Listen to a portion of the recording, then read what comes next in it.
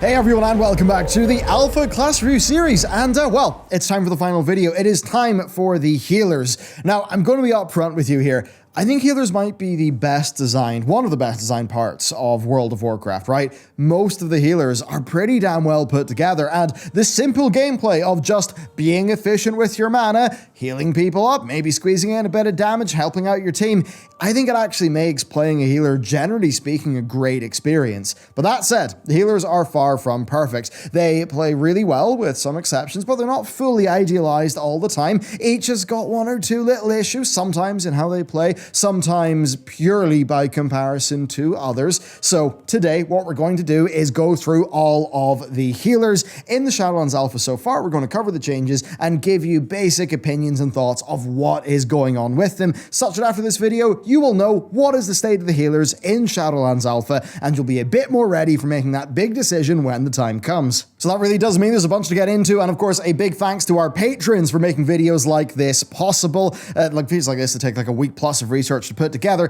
If you'd like some loot over there, including this month's Druid class pin, then hey, you can check out the Patreon. It's a great way to support us, and what I love about it now is that you actually get some cool stuff in return in your mailbox from our studio's art team. So that's what's up there. Thank you for the support, and let's get into the video.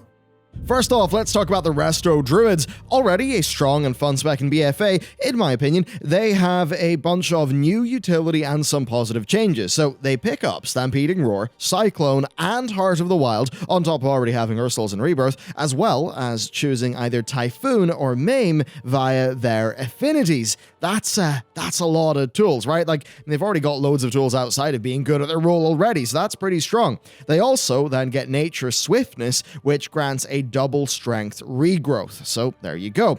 Now, as for existing spell changes, well, Swiftmend now consumes a hot again, but it's on a shorter cooldown. So that's kind of your trade-off there. Ironbark is also up to a 90-second cooldown from 60, but the target actually gets more benefit from hots. So that's another side to it. Then Regrowth, it now gets 40% increased crit chance if Regrowth is already on the target for those moments of just pumping those heals into a single target. Then even past that, one of their minor but frustrating issues was fixed with Innervate. It now actually provides half of the benefit to the caster, and that means that it's optimal to cast it on an ally in a raid, and when you do that, it'll be beneficial for both. And really, I think, all good so far. Really sweet. Now, onto the talent changes. Well, they get Nourish back, replacing Prosperity. It's a single target heal that gets triple the bonus from their Mastery. Then the Balance and Feral affinities have been a little rebalanced, so they should be a bit closer in value. It's hard to say right now, though. Of course, for balance, we'll have to wait and see. Now, Heart of the Wild is self-explanatory there. Resto will be able to pump damage or emergency tank if they have some time to do it, so that's pretty cool. Then another talent is Overgrowth. Now, this was a PvP talent before. It's an instant but expensive application of single target hots, so a pretty interesting thing to have in your toolkit if you so wish. So then overall, Resto is a strong class in Mythic Plus, and their playstyle of applying their myriad of hots and dealing damage in the downtime makes them, I think, pretty valuable. There aren't really many issues with the spec as it currently stands. Now, if you dislike the style of Resto, right, a hot-based healer, you're not going to enjoy it now.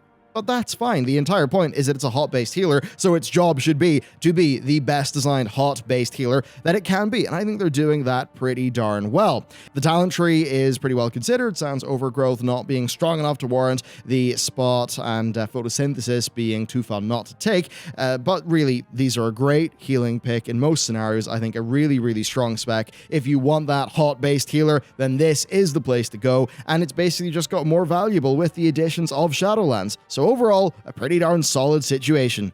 The next up, the Holy Paladin, where things do get a bit more weird because, like Protection, they're back to using Holy Power, and that is pretty darn different. Gameplay-wise, it kind of feels like it's been dropped on top of Holy rather than changing the spec's fundamentals. The two ways to spend it are Word of Glory and Light of Dawn, so that's just simple, single target or AoE. It's interesting. Holy Power comes from Crusader Strike, Holy Shock, and directly healing your beacon targets. Not getting Holy Power from hard casting on others does make it feel awkward and a bit ill-considered sometimes, but I suppose the idea there is that is a fair trade-off, really, in how the spec is being designed and balanced. Now, Holy Power coming from Crusader Strike, that really does codify that they are a melee healer and that they should be doing that damage regularly, even without picking Crusader's Might. So if that's something you don't like, then this isn't good, but if the melee healer is what you really want to be, then of course, yeah, this is obviously just doubling down on that playstyle. As for my opinion, I think that's actually a good thing. I think that generally the style of a spec should be like the style of a spec, and that, yeah, designing it more clearly is probably a good idea. The ability to be a pretty effective off healer by, dumping Holy Power to heal while you're focusing on damage, like that's theoretically a strong, fun thing that they can do. But again, who knows, right, what the actual balance is going to end up being with that. Really, though, it feels like Holy was missing a mechanic without this, right? That was something that was conveniently filled by Glimmer. So I guess, yeah, we kind of have that thing to think about, right, when you're playing in your terms of your Holy Power generation, which probably is a good thing. Now, on the topic of Glimmer, well, Glimmer actually does still exist, but as a talent. Now, if you're unfamiliar, Glimmer of Light was an Azurite trait. It would leave an effect on Holy Shock targets who would either get healed or damaged any time that Holy Shock was cast afterwards, and basically there that allowed Paladins to effectively heal by focusing on spreading around their Holy Shocks. Now, it's likely not going to be as strong as it is in Live because Holy Avenger has been changed to triple power generation instead of the haste and Holy Shock buff that it was, but yeah, there you go. If you want that Glimmer gameplay, you certainly are still going to get it, and that is on top of you having the new thing to think about, which is managing your Holy Power generation. Now, in terms of other changes, Seraphim is in the talent tree for a quick buff, as is Divine Purpose. Honestly, not that many changes were needed here. I think Holy Paladin was a solid healer with fun gameplay and, a ton of positives, right? Plus, it's a Paladin, and that means freedom, sacrifice, protection, lay on hands, bubble, auras. That's all pretty cool. It also does mean being very slow, but hey, there's got to be some downside, doesn't there? Now, that's not entirely fair, right? They are lacking in some ways. Like, their AoE healing capabilities are kind of dire outside of when they take specific talents, and their proximity-based mastery is cool in practice, but results in either forcing the Rule of Law talent pick or positioning really awkwardly to feel effective. So that's a bit awkward. Now, that is an aside. Overall, I would say it's a great healer, it's fun, it's powerful, and it still is really quite fun in Shadowlands. I think Holy Power may just need more than 2 spells and a bunch of talents to feel like it all ties together, though, rather than Holy Power just being a thing that kind of sits on top of what was already there. So a little bit more iteration could improve this a good bit, but we're actually getting to a pretty solid state, I would say. Next up, Disc Priest, and it's for a long time been one of the weirdest specs. Relying on DPS output to heal resulted in some notable balance issues. If you can heal like a healer and do more DPS, then hey, you're just more valuable. They seem to have mostly have that worked out for now, though, and it's interesting where they actually lie. Moving into Shadowlands, Disc has some nice changes to look forward to. There are plenty of returning abilities, right? Mind Seer, Mind Blast, Mind Smooth, Shadow Word Death, and Power Infusion. They're all coming back. As for talents, well, we've got Shadow Covenant, right? That's been redesigned to heal allies, but disable holy spells for a few seconds instead of absorbing incoming healing, so that's kind of interesting. Then Lenience, the atonement damage reduction, has been replaced by Light's Caress, which adds a strong heal to anyone under barrier when it casts and when it expires. So overall with that stuff, I would say it's mostly positive stuff, but a bunch of it's not really that important, and that is a weird thing to consider. I mean, Mind Blast has been added, which is nice, but it takes the damage absorption effect from Smite. Smite is then reduced to being some single target damage, but it keeps its mana cost, and that means that Smite being cast as a filler could be worse over time than using the free Mind Seer. That's fairly minor, but it is something that's worth considering here.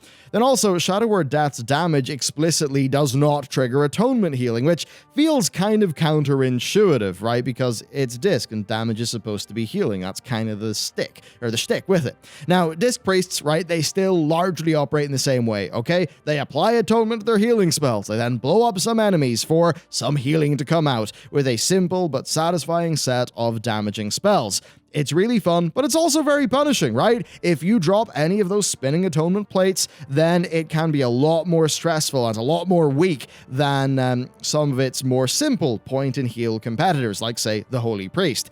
It's a satisfying spec to play regardless, though, and, well, it's the only healer with a backup spec, right? An other healer spec in its class. There's just one pretty big point, though, that needs to be drawn under the Priest, and that is a pretty notable lack of utility. They can heal well, they have, of course, Mass Dispel and Power Word Fortitude, but not an awful lot else, right? Compared to a Druid or a Shaman, they do just sort of suffer in the versatility department. Well, I guess, of course, Power Infusion is a thing now, but, well, I mean, hey, 5% haste for 20 seconds, that's real strong, but choosing who to give it to as a healer, that might be a little bit stressful, but hey, it is a cool thing that they can do. I guess just, yeah, they don't have some of the broad utility of a few other classes, which is just something to keep in mind if that is what you want to be thinking about, but still, it's Disc. It's pretty damn awesome, right? It has been pretty damn awesome in my opinion. I think it does continue to be pretty damn awesome. A very unique pick. I think it's a sort of one where if it all seems stressful to you, that plate spinning, you're probably not going to like it that much. But if you relish the challenge of a healer that's demanding a bit more from you and it's got a bit of a crazy pace to it, then I think it's one you could really enjoy. The next up, let's talk about the Holy Priest. So Holy Priest is the most plain flavor of healer that there could be. Even vanilla is too exotic by comparison. Now, by no means is it a bad or even boring spec. It's just a priest, right? That's the situation. In Shadowlands, Blizzard took the same philosophy they did with Disc. They just said, it's not broken, so let's not try to fix anything. It's in a pretty good state. Now, they did polish them up a bit, though, because they can Mind Blast, Mind Sear, Shadow Word, Pain, and Death for some added damage. Then Mind Soothe and Power Infusion are also here as well. Now, as for the specific changes, the Circle of Healing is now baseline, and in its place in the talent tree, there's Prayer Circle. Now, it reduces Prayer of Healing's cast time for 8 seconds after using Circle. Effectively, another flavor of AoE healing available to them, reinforcing their position as basically the simple, clean king of raid healing. A Prayer of Mending becoming instant is also a nice perk, although Holy Fire is up to a 1.5 second cast. It does, though, come with a nice power boost to make up for it. So overall here, right, minor changes, but they're all pretty positive. I think at a baseline level, Holy is the most plain, but the simple interaction between Holy Words and their cooldown reduction makes them really satisfying to play. And if you're not caught up there, the basics is, right, you've got a big single target healing nuke, a big AoE healing nuke, and a big damage nuke, right? And they've all got this long feeling cooldown, but then it's like super reduced by casting your other spells. And that has always meant for me that Holy Priest is just, it's real simple, but it's got this real nice pace, right? And if I was just going to go play a healer right now, I'd probably do healing because it's just so, or not healing, Holy, because it's just so pick up and play. So, I mean, this situation, right? If you're playing a healer to maybe raid, right? And you just want to press a ton of buttons that will fill up some health bars, not have to think too much about it and just get a very pure experience of healing, I think Holy Priest scratches that itch better than almost anything else. I just wouldn't expect moving into Shadowlands much of an addition. Now, of course, this is the video about baseline stuff, right? You will have your legendaries, you will have your covenant powers, stuff that's going on top of this, but at the baseline, this is basically just simple, clean fun that works really well. Now, in terms of things that I could maybe bring up if I wanted to see an addition, I think it would be nice if they had a movement option that felt a bit better to use than Angelic Feather, right? I think it's really cool when you're using it for other people, and it is a fun button when you use an @cursor macro, but having to constantly recast to keep the speed boost up in yourself can feel bad when you're trying to move fast and do some healing. It's also picked 99% of the time, so I think that having it be baseline would be a great addition for all pre-specs and would probably open up more in the talent trees. Anyway, with that covered, let's move on. Alright, Mistweaver is an interesting situation. So their fantasy is really cool, and I think the mists as an aesthetic is really beautiful but quite underutilized. And we'll get into what's a bit wrong in a bit, but first let's talk about the changes. So Invoke Yulon is now baseline, right? It's a baseline cooldown, doing some passive healing while it's active. It's basically just a reskin version of Invoke Chi-Ji, that talent that's on live right now, so that's what's up there. Now, the Chi-Ji talent actually still does exist, it just makes Chi-Ji replace Yulon. on. And then, like the PvP talent, Way of the Crane, Chi-Chi will increase the physical damage done and heals allies based on that damage. So hey, for a bit of fist weaving, it's pretty cool. Now, they've also got an Expel Harm back, but it's currently too expensive to rely on, I would say. And then the Touch of Death changes are a welcome addition, right? It's going back to the original style, so it can be that big burst of damage, but it could maybe be doing some attached healing, right? That could maybe help them double down a bit more on the fist weaving thing if they wanted to do that. So fundamentally, it's not that different. It just kind of suffers from the same issues as usual, right? Put very simply, the spec is mostly Renewing Mists and Vivify. It has a relatively weak talent tree, a lackluster mastery that only helps 3 abilities, and no real unifying mechanic to tie it all together. The closest thing they have is Soothing Mists interactions, right? Like the instant cast. So if you do Soothing Mists on a target, then some of your other spells will cast instantly on that same target. That's actually quite funny because sometimes it's a noob trap where people think that that instant cast is super strong. So what they'll do is they will do Soothing Mist first and then they'll do their instant cast. But actually, if they just needed quick healing, they'd be better hard casting heal they wanted to do because of, the GCDs and stuff. But anyway, that's a little aside. But yeah, sometimes that instant cast with your Soothing Mists kind of ends up in some awkward target switching and not actually that much time spent channeling a single spell. So it's like a little bit weird how some of that stuff ties together. And I'm not really sure what they could do to fix this easily. I think that maybe adding to, doubling down on some of the existing fist weaving mechanics, that could be a more solid direction to go down. I think the Blackout Kick stacking and Rising Sun Kick reset makes running Spirit of the Crane and Rising Mist real fun. So there's definitely potential there. I would say though that I'm pretty sure many Mistweavers also do want that kind of, I don't know, like Tai Chi Mistweaving sort of feel going on. And maybe for them, doubling down entirely in fist weaving would not be what they'd want. So I think there's probably 2 different options there for where the talents and some of those things could double down in this spec. And maybe it is that spell weaving side of things that could do with a little bit more love. Then moving on to another pain point, Essence Point is sometimes not really that well loved. A regular 3-second channel becomes boring kind of quickly, and that's a lot worse if Upwelling is talented, and then the channel takes 6 seconds. Now, there's also some interesting interactions that make Essence Font weaker in dungeons than it appears, which is really strange as well, so that's a bit of a downside. Now, the strengths of Mistweaver, those are that you've got Life Cocoon and Revival. They're pretty cool, but it doesn't make up, I think, for some of the gameplay oddities. It just feels like, I guess, more polishing is needed. Now, it's not all bad though, right? They're a monk, they've got utility like Ring of Peace, and they've got all that fantastic movement. And even though I have elucidated a whole bunch of issues with the spec in this video, it still is decent enough to play, in my opinion. It just has like a few issues, I guess. So to conclude with Mistweaver, I actually do think that it's pretty fun despite those, I think, decently apparent problems. I think it's got a unique aesthetic, unique playstyle, those things set it apart, but I do think that Blizzard could do a better job of actually taking those things and running with them a little bit further to make them more exciting and just feeling more unique. So I definitely would not say to avoid Mistweaver if it sounds good to you, but I'd say give it a good test drive before you really commit. And then the final spec, the Resto Shaman. Despite some brutally obvious weaknesses, Resto Shaman has, well, it's got some of the wildest healing utility in the game. It's pretty cool. Now that their DPS specs have also gotten some nice changes as well, I'd say that the whole class is pretty much looking on the up, and I've got to wonder if that will just increase the player numbers. Now, as a result of being in a decent spot already, Resto has very few changes to worry about. So Earthshield is now baseline, with there being a talent that uses Earthshield's charges for a group heal in its place, so that's pretty cool.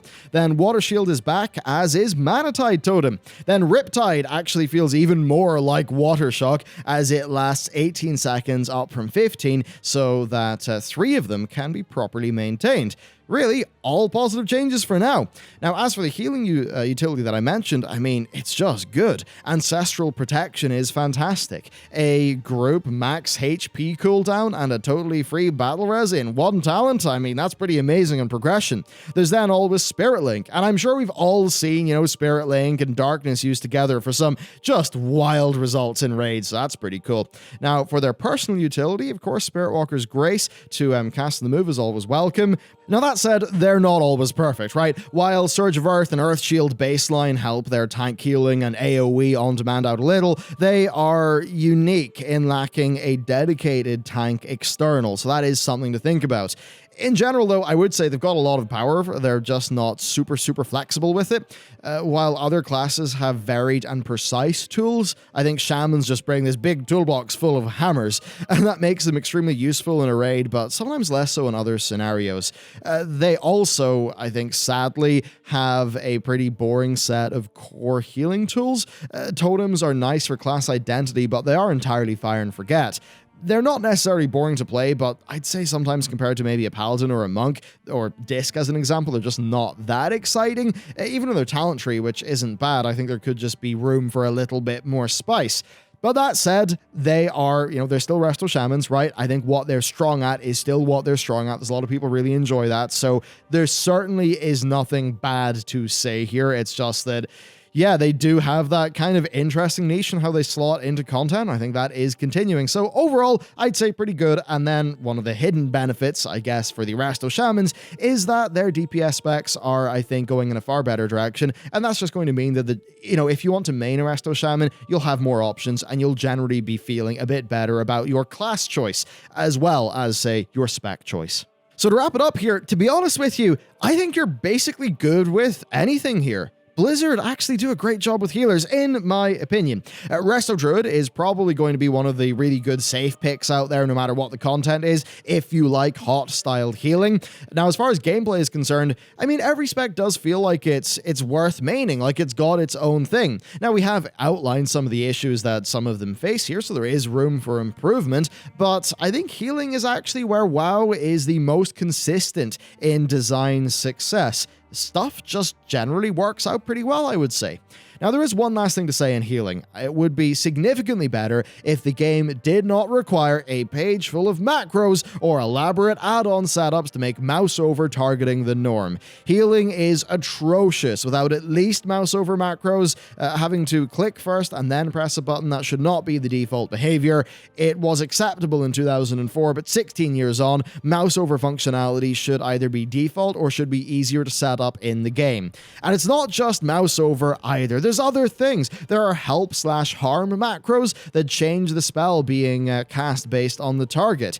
And that's kind of the thing. Playing a healer with an ideal setup is great, right? You're controlled. They're vibing with your brain, right? You've got a direct neural link to your computer, and you're just there healing really good with your help harm macros, your mouse overs, and it's all just creamy. But then if you are playing healer with the default UI, no help harm, no mouse over macros, I mean, it's so much worse. It's genuinely night or day. So look, if you are watching this video because you're interested in healing and you just want to know how are things shaking up so far in the alpha of Shadowlands, right now, go into World of Warcraft, research your mouse over macros, your help harm macros, things like that. Research those, and if you haven't implemented them, implement them. They seriously will make your life better, and the reason why I'm saying it in this video is because, hey, Blizz, that's something you really gotta do. You gotta fix that up, because healing is so much more UI dependent and just, I think, so much more damaged by sort of, odd UI problems and usability problems than the other roles, that it really just does hurt them a fair bit. So that's something to consider as well. But overall, yeah, your TLDR for this video is the healers generally are all moving in a positive but not groundbreaking direction. And in our opinion, now that we have done every single spec in World of Warcraft, I mean, on DPS, stuff can be pretty shaky. On tank, it can be pretty shaky as well. I mean, you got that Guardian Druid, the big, boring one that just has not seen enough love in a very long time. You've got this inconsistency in how successful the design team are in implementing their ideas across other aspects of the game. But I think the thing that really blows me away is that when it comes to healing, it's consistently pretty darn good, and that really is quite impressive. So, well done, Blizz. You're doing a great job on healing, and that's our thoughts so far. Of course, stay tuned. Now that this video is done, we have done our first pass of everything. So, once endgame testing is available on the Shadowlands Alpha, what are we going to be doing? Well, we're going to be looking at those legendaries. You're going to be looking